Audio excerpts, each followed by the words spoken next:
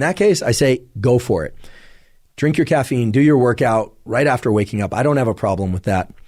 You will find, however, that you're going to get an early afternoon dip in energy, and that dip in energy is going to be substantial because it's going to be a dip in energy that naturally follows that workout from the morning. So it's dependent on temperature, and it's going to be related to the elimination of that adenosine blockade by caffeine. So you're getting a kind of a 1-2 punch on your energy levels by taking a lot of caffeine and exercising early in the day. You can sort of expect that you're going to get a drop in energy in the early afternoon. That's okay if that works for you, but just know that delaying that caffeine 90 to 120 minutes after waking would be the ideal scenario most days and most scenarios. All that said, I absolutely respect the fact that people have different work schedules, kid schedules, etc. So if you want to do some or none or all these tools, that's really up to you. I'm just providing them to you in the simplest form that I can possibly provide them. Now, the other lever or tool that you have available to you is food, not just what you eat, but when you eat. And it turns out that if you eat early in the day, you support a biological clock mechanism that will make you more alert early in the day. That said, many people choose to fast in the early morning hours of the day or in the first part of the day. I'm one such person. I generally don't ingest any food until about 11 a.m. or 12 noon. Sometimes I'll have a protein shake. Sometimes I'll have some almonds. Sometimes I'll have breakfast. If people are meeting for brunch or breakfast, I will have breakfast for social reasons every once in a while. But most of the time, I don't eat until about lunchtime. However, some people are really hungry when they wake up in the morning. Just know that if you eat early in the day, you are further triggering an increase in metabolism and in temperature that will make you more alert. So you don't have to eat early in the day, but you can start to see how these different tools layer together. Sunlight viewing, exercise, cold water, eating. Many of them are converging on the same mechanisms. In fact, when you drink caffeine, there's also a small increase in body temperature due to the adrenaline increase that it stimulates.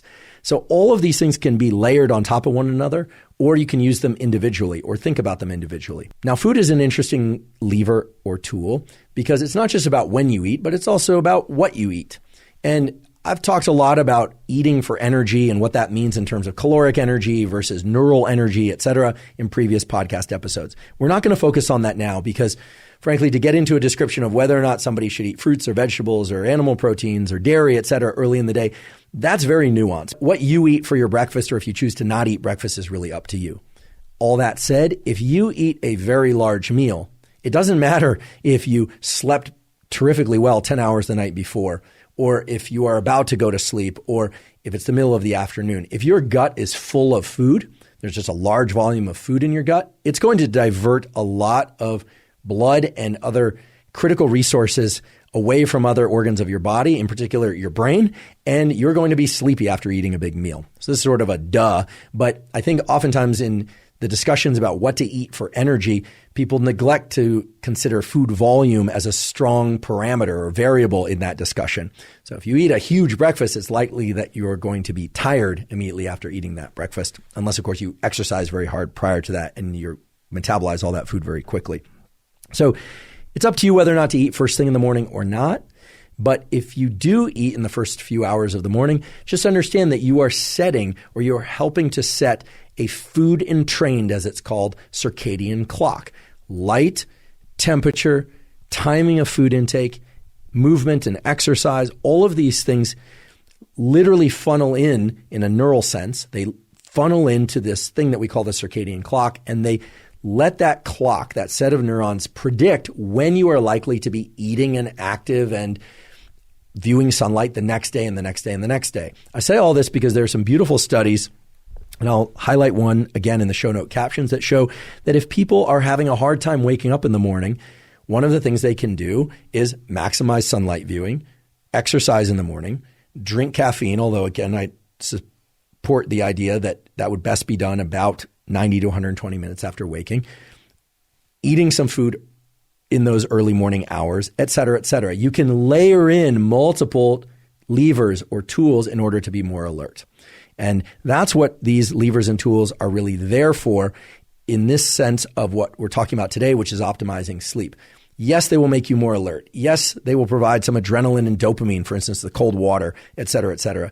But the reason we're talking about these things in the context of sleep is that they start to give your body some predictable autonomic timing. What is predictable autonomic timing? Well, your autonomic nervous system is the components of your brain and body that cause wakefulness and sleepiness, and you can start to create some predictability in that autonomic timing. You can start to do things that really make it such that you naturally wake up at 6 in the morning or 5 in the morning. That's right. If you're somebody who naturally is a night owl, who likes to stay up until 2 in the morning and sleep until 10 a.m., and you now have a job or you have to go to school or you have a partner that likes to get up early and go to sleep early, well, you can make that happen, and you can make that happen pretty painlessly if you take a week or so and go to sleep 30 minutes or an hour earlier each night, set an alarm, and wake up 30 minutes or an hour earlier each morning until, of course, you're waking up at the time you want to wake up. And then even in that groggy state, get some exercise, get some sunlight viewing. If the sun's not out, turn on those bright artificial lights. Have some breakfast, even if you're not hungry. In fact, for those of you that engage in shift work because you have to, or travel and you're jet lagged, one of the quickest ways to shift your circadian clock and get onto the local schedule is to eat on the local schedule. So what all these tools do is they really set up a cascade. Think of it as kind of a wavefront of wakefulness and focus throughout the day. It'll take you through the middle of the day and the afternoon, stages we'll talk about in a few minutes. But really, they take you to this period that is about 5 p.m. until your bedtime. I realize some people are going to bed very early, like 8 p.m. or 9 p.m., which to me seems very early. But very few people go to sleep at 5 p.m., right? Unless you're doing that for shift work or other reasons. But from 5 p.m. until bedtime is really a critical period in which you need to leverage particular tools in order to get and stay asleep optimally and to be able to sleep through the night. So really there are 3 critical periods throughout each 24-hour cycle. And during each of those critical periods, you're going to want to do as many specific things as you can to optimize your wakefulness and focus and mood throughout the day and your sleep at night.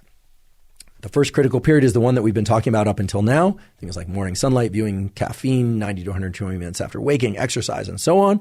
We can call that critical period 1. And it really encompasses the time from which you wake up until about 3 hours after waking. Although I should just mention, because there are always those people who say, wait, I wake up at 4 a.m. and the sun isn't out until 8 a.m. Okay, so it might be 4 hours. But really it's those early morning hours of your day once you're awake. The second critical period is the time throughout the day and afternoon leading into evening.